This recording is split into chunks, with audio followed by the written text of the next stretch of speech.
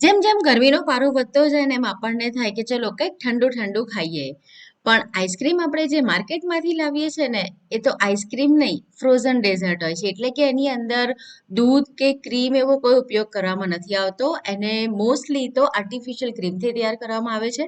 તો આજે આપણે ઘરની અંદર જ દૂધ અને ફ્રેશ ક્રીમનો ઉપયોગ કરીને અને ખાંડનો ઉપયોગ કર્યા વગર એકદમ સરસ અલગ ફ્લેવરવાળો આઈસ્ક્રીમ તૈયાર કરવાના છે.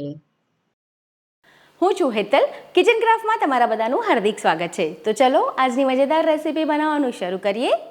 એકદમ નવા જ ફ્લેવરવાળો આઈસ્ક્રીમ તૈયાર કરવા માટે સૌથી પહેલા તો આપણને જોઈશે દૂધ. તો અત્યારે મેં ફૂલ ફેટ દૂધ લીધું છે. જેની અંદર ફેટ કન્ટેન્ટ વધારે હોય એવું દૂધ લઈએ તો આઈસ્ક્રીમ આપણો એકદમ સરસ ક્રીમી બને છે. તો મેં 500 ml એટલે કે દૂધની એક થેલી લીધી છે. એમાંથી આપણે 2 મોટા ચમચા જેટલું દૂધ સાઈડમાં કાઢીશું. દૂધને આપણે ગરમ કરવા મૂકીને એની પહેલા થોડું ઠંડુ દૂધ આપણે કાઢી લેવાનું છે. અને આ જે દૂધ છે એની અંદર આપણે મિલ્ક પાવડર ઉમેરીશું. મિલ્ક પાવડરથી શું થશે કે ફેટ કન્ટેન્ટ વધશે એટલે દૂધ આપણું એકદમ સરસ જાડું થશે. તો મેં અત્યારે 2 ટેબલ સ્પૂન ભરીને એની અંદર મિલ્ક પાવડર ઉમેર્યો છે. મિલ્ક પાવડર આ રીતે ઠંડા દૂધમાં જ એડ કરી દઈએ ને તો એની અંદર બિલકુલ જ લમ્સ કે ગાંઠા નથી રહેતા. તો આ રીતે વિસ્કરથી આપણે એને મિક્સ કરી લઈશું. અત્યારે મેં જે ક્વોન્ટિટી લીધી છે ને દૂધની એમાંથી બહાર આપણે જે ફેમિલી પેક મળે છે ને એવા લગભગ 2 થી 2.5 ફેમિલી પેક જેટલો આઈસ્ક્રીમ તૈયાર કરી શકીશું. હવે જે ઠંડુ દૂધ આપણે સાઈડમાં કાઢ્યું છે એની અંદર આપણે 1/2 ટેબલ સ્પૂન કોર્નફ્લોર ઉમેરવાનો છે અને 1/2 ટેબલ સ્પૂન ભરીને આપણે એની અંદર જીએમએસ પાવડર ઉમેરવાનો છે. આ રીતનો પાવડર તમને જ્યાં આગળ કેકની વસ્તુઓ મળતી હશે ને ત્યાં ઇઝીલી મળી જશે. અને હવે છે સીએમસી પાવડર.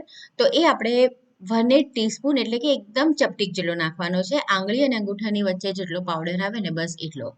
આ 2 પાવડરથી આપણો જે આઈસ્ક્રીમ છે ને એનું વોલ્યુમ ખૂબ વધે છે. એકદમ સરસ ક્રીમી બને છે.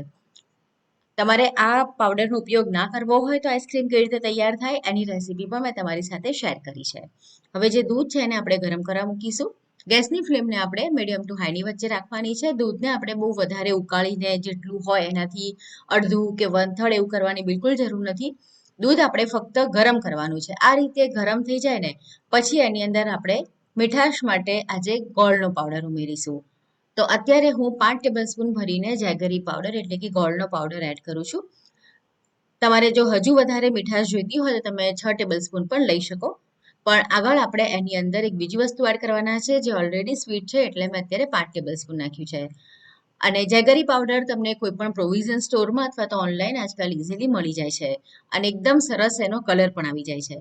હવે એ ઓગળી જાય પછી આપણે જે ઠંડા દૂધમાં બધા પાવડર કોર્નફ્લોર મિક્સ કર્યા હતા ને એ નાખી દઈશું. અને એ એડ કરીને પછી આપણે કન્ટિન્યુઅસ એને ચલાવતા રહેવાનું છે. બિલકુલ એને છોડવાનું નથી, નહીંતર ચોંટશે. તમે જોઈ શકો છો અત્યારે કન્સિસ્ટન્સી દૂધની એકદમ પતલી છે.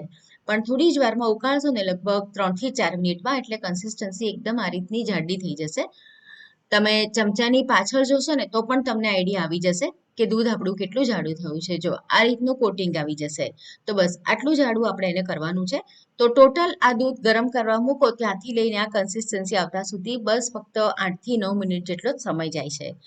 તો હવે આપણે એને ઠંડુ કરી લેવાનું છે. એની ઉપર મલાઈ બિલકુલ ના આવી જોઈએ.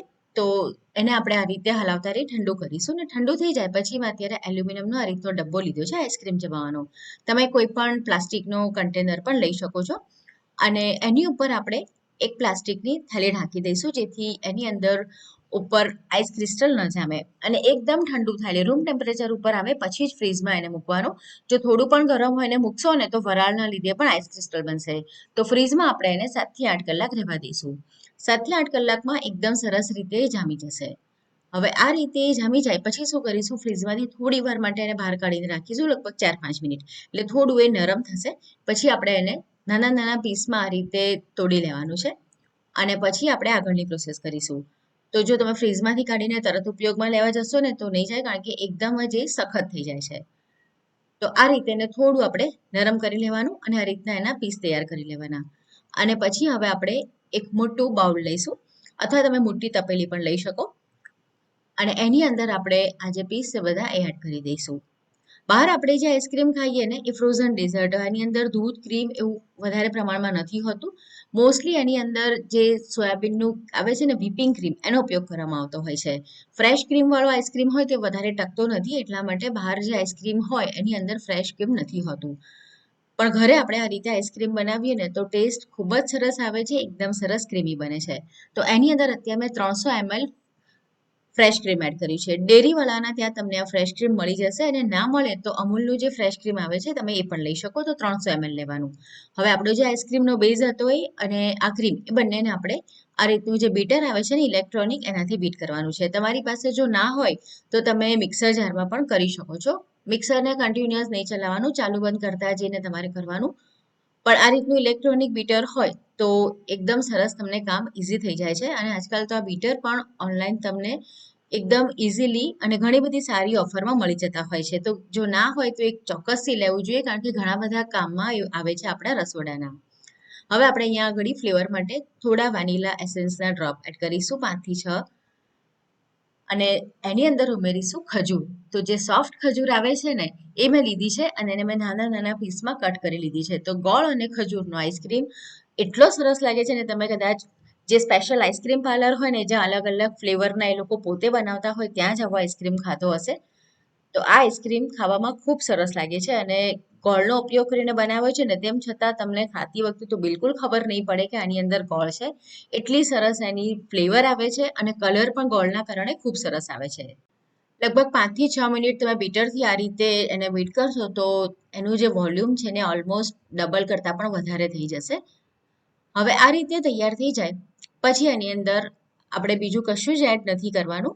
આપણે જે ખજૂરના નાના નાના ટુકડા એડ કર્યા છે ને એ વજનના કારણે નીચે બેસી જશે, પણ આપણે એને ડબ્બામાં મૂકી અને ફ્રીઝરમાં મૂકવાનું છે. લગભગ અડધાથી 1 કલાક પછી થોડું એ જામે ને પછી તમે એને થોડું ફરીથી મિક્સ કરશો ને તો બધા જે ખજૂરના ટુકડા છે ને એ ઇવનલી બધી જ જગ્યાએ સ્પ્રેડ થઈ જશે. અને અડધાથી પોણા કલાક પછી હું એને થોડા ટુકડાઓથી ગાર્નિશ પણ કરીશ. તો અત્યારે તો આપણે એને ફ્રીઝરની અંદર મૂકી દેવાનું છે. હું તમને બતાવું તો ખજૂરના જે ટુકડા છે ને એ વજનના કારણે આ રીતે નીચે બેસી જશે.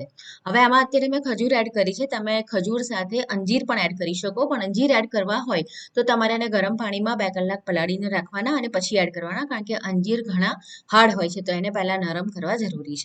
તો ફ્રીઝમાં એને આપણે મૂકી દઈશું 7 થી 8 કલાક અથવા ઓવરનાઇટ. તો મેં એને ઓવરનાઇટ રાખી દીધો હતો, અને જ્યારે સેટ કરવા મૂક્યા અને અડધાથી પોણા કલાક પછી મેં એની અંદર આ રીતે થોડું ગાર્નિશ પણ કરી દીધું. તો આપણો ગોળ અને ખજૂરનો આઈસ્ક્રીમ બનીને સર્વિંગ માટે તૈયાર થઈ ગયો છે. આ આઈસ્ક્રીમને તમે ફ્રીઝની અંદર 15 દિવસ માટે સ્ટોર કરી શકો છો. તો આજની આઈસ્ક્રીમની રેસીપી તમને કેવી લાગી કમેન્ટ કરીને ચોક્કસ જણાવો. બીજી પણ ઘણી બધી આઈસ્ક્રીમની રેસીપી તમારી સાથે મેં શેર કરી છે.